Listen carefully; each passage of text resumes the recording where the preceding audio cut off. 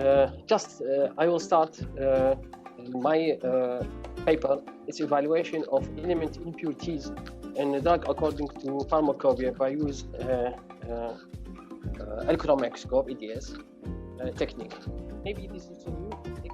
I try to make it my presentation not boring for everybody. First, what we mean about impurities in pharmaceutical drugs product are unfavorable substance. That we mean that sometimes we have sometimes like trace element in a drug, for example, in excipients, reagents. Sometimes it's released from the container, or maybe it's in the solvent itself. For analysis, we know that in the world they depending on two techniques in pharmacopoeia. In US pharmacopoeia or European pharmacopoeia, it's ICP, it's inductively coupled plasma, with the both technique OES and mass. Electron microscope, we use it for detection for the element or for the trace element, but this paper is focusing on how to make it like a standard for the pharmacopoeia. What we have also in the, if you heard about electron microscope before, electron microscope, it's like equipment can imaging everything. But nowadays, they have a coupling with dispersive spectrophotometry. It's EDS. By this technique, we can calculate or analyze the concentration for the element. So what I do by this method is just like detection for qualitative and quantitative composition of pharmaceutical substance, like a drug or raw material. On FE-SEM, I mean about FE, it's field emission SEM. It's different from SEM a lot. Anyway, it's like we can say it's a standard. It's for 24 element detection or analysis. It's more than, but we depend on pharmacopoeia on 24 elements. So what I do, I did not create something, it's new things, but just like manage between SEM about atom weight, concentration, depending on the Avogadro number.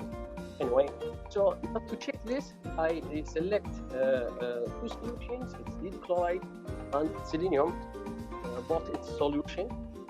I make a known concentration, just to be like a standard, check if this technique is good or not.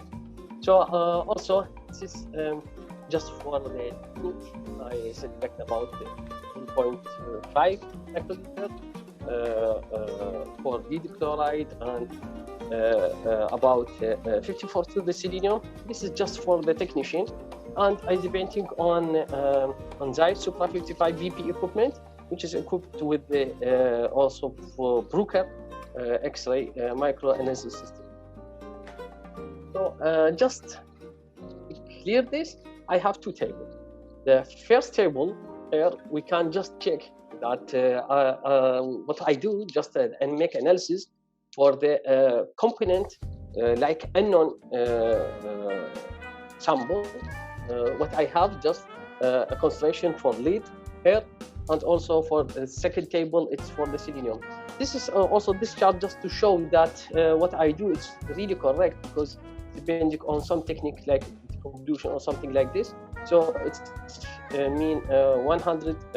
It's correct, and I do not have any problem when I make analysis. So the results, I do not like just to talk more about chemical or chemistry, sorry, but we can say we depending on every time we must to have like a ppm or ppb from when you do any analysis.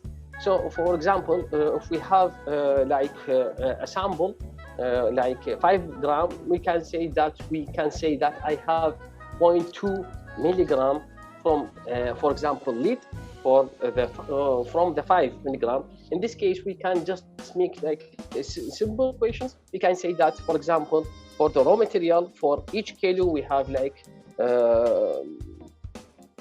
the X from milligram from the material, and it's equal for X for gram for the kilo and for the ton and etc.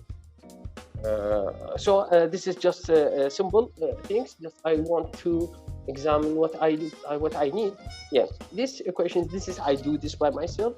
It's depending on the atomic concentration what I have from the table, from the EDS table, and also I depending on Avogadro's number, just to give the weight for the atom that I have, and I depending on the mass number for the elements itself that I for example, I catch it from the table. So the final results, we can say just it's like simple equations. It's just, for example, for the lead, it's from my for 0.1. It's what I mean that 0.1. It's from the table, and it's divided by the Avogadro's and multiplied by the mass for the element. So the results for the leads, it's 3.44 microgram, and the same things I do for the selenium, and the result is 37.9 microgram, and this is it's the same what I do for the unknown sample. You know that I do a lead solution and selenium solution with the known concentration. When I make a matching with them, it's correct. So in this case, when I apply, when I make application, or sorry, applied for this technology for any material, it will be correct. So that's the conclusion for this. If any pharmacist, you know that in pharmacopy we depend on just only ICP, not SEM. So this will be a new technique. Also, it's highly accurate when we compare with the another equipment, as ICP or atomic absorption, for example. And also, it's this method will never take long time and with very minimum error, because I did not do anything. I did not apply anything without like chemical digestion or some physical preparation.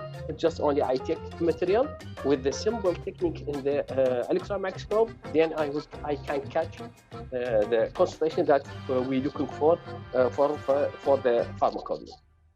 Thank you for listening.